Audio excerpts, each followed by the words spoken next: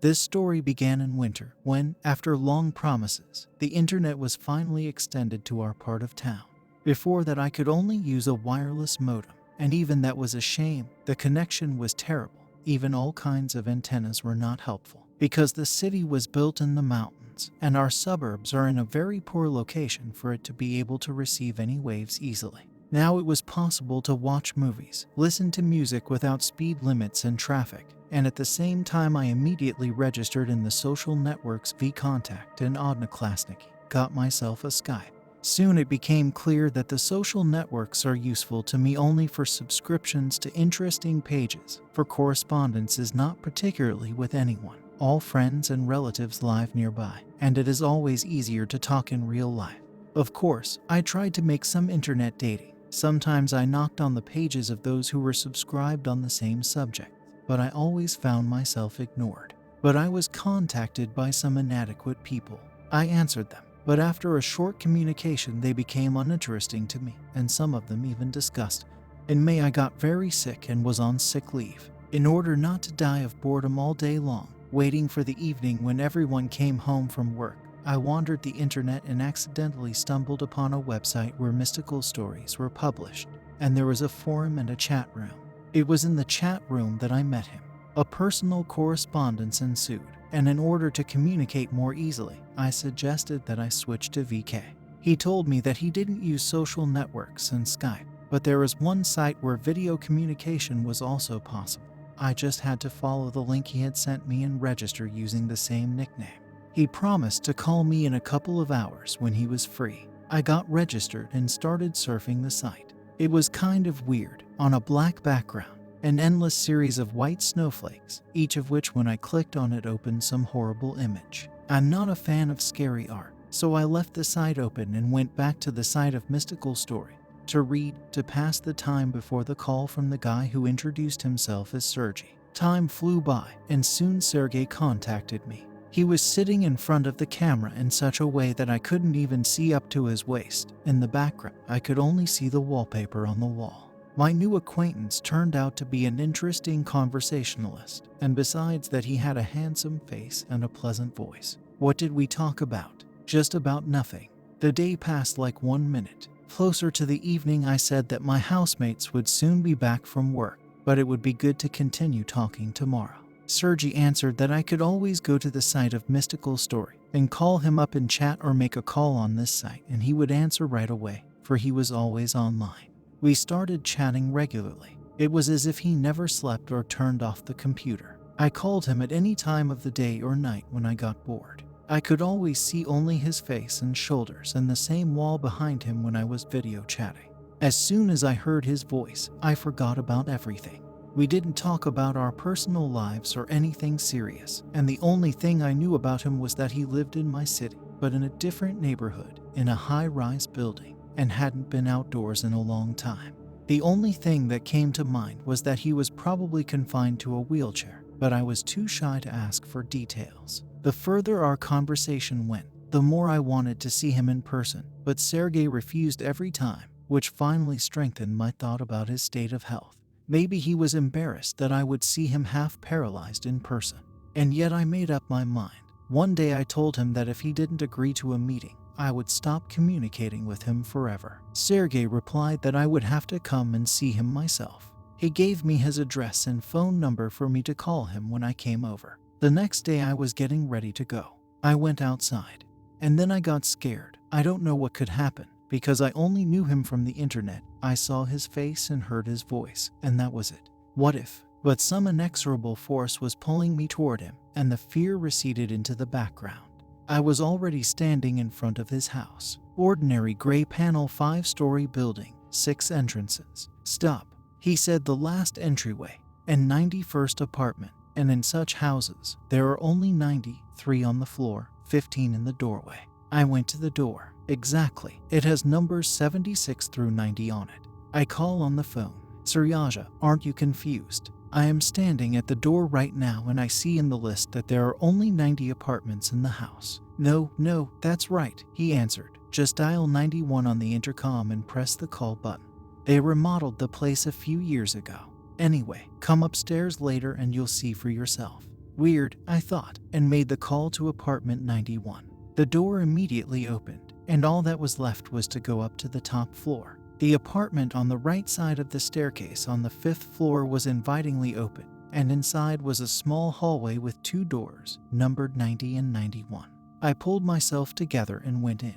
I expected to see a guy in a wheelchair, but in front of me stood a perfectly healthy young man of athletic build. I got goosebumps. Really, that's how one becomes a victim of maniacs. How skillfully led me to the idea that he was sick, and I was stupid enough to go straight to him. The next moment, Sergey muttered, "Yo, only after your call I found out that the fridge is empty and I have nothing to treat you with. You go into the hall, there is a computer, read horror stories, you like them. I'm going to run to the store, and on the way I'll take my tablet to the repair shop, it doesn't turn on anymore." He went out and slammed the door, and I was left puzzled. How come? And told me on the internet that he had not gone out and then suddenly ran to the store. My brain started working with feverish speed. He must be a maniac. He locked me up and went after perverts like him. Now they would come, rape me, then kill me, and maybe even eat the body. Barricade the door and call the police right away. I ran into the hall to look for things suitable for barricading the door, but found nothing suitable.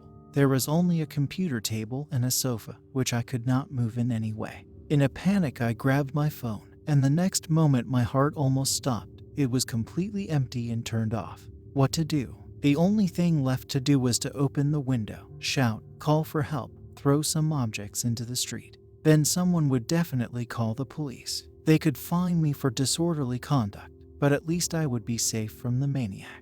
I looked around and found that there wasn't a single window in the hall. Is there such a thing? I ran out of the hall, overcame the hallway in one leap, and was back in the hall. I tried one more time, and then the next. I was running in circles. What if? What an idiot. Why didn't I try to open the door and run away at once? What if it opens? I had to calm down and try. I got my breath back in order and calmly made my way back to the hallway, where another surprise awaited me. The front door was not in place, just a solid wall, as if there had never been a doorway. Everything around me blurred, and I fainted.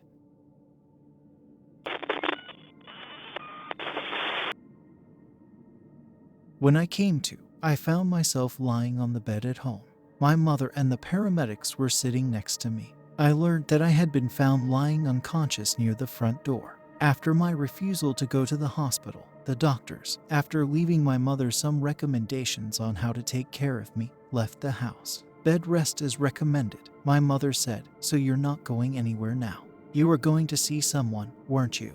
You were dressed for a date. Admit it, do you have a boyfriend? Then why don't I know anything yet? I just wanted to take a walk, I said and turned my back to the wall. I'm going to set the password on the computer. I've got to sleep at night. All your fainting is from lack of sleep. My mother left, and I replayed in my head the delirium that I had dreamed in my unconscious state. Thank God that all this did not happen for real. After all, Suryaja, waiting for me, probably. Mom just now will not let out on the street. I picked up the phone and dialed the number of my internet acquaintance. Hi, sorry I cannot come to you, although I asked to. I was just about to go outside and suddenly I blacked out. Now I'm in bed, and my mom's in the next room making sure I don't go anywhere. Can you imagine? I had such a delusion during a fainting spell. Why don't you post it on a mystery story website? It would make a good creative publication. So I told him my nightmare. The answer was a long silence. Finally, the voice of Sergey sounded. Julia, be honest with me. Have you also tried to dial on the intercom the apartment, which does not exist in the house? That's what I did for some reason. The door opened. I entered the staircase, then that apartment. The door slammed shut and disappeared. And you were smart enough not to go in. Suryaja, why are you playing the circus now? I was just delirious, and you want me to lose my mind. Stop those silly jokes at once. I wish it was a joke. I only have a computer here with that site we've been chatting on. I found it in my bookmarks. There is also a useless phone. And this site is very strange. No search engine can find it. My video communication is only possible with those who are registered here, and only with them I can talk on the phone. I have checked many times. None of the Skype contacts work, and all the phone numbers are silent. My relatives are not online, so I can't write to them, and I have no friends in real life. Only a few people from the internet were able to convince me to register, but only you turned out to be from my city, which means you can free me from this terrible place. If I told this to my other internet acquaintances, they would take me for a lunatic, and they certainly would not drag me to our city to dial the intercom. Please come and dial apartment 91. Maybe then a door will appear, and I can get out.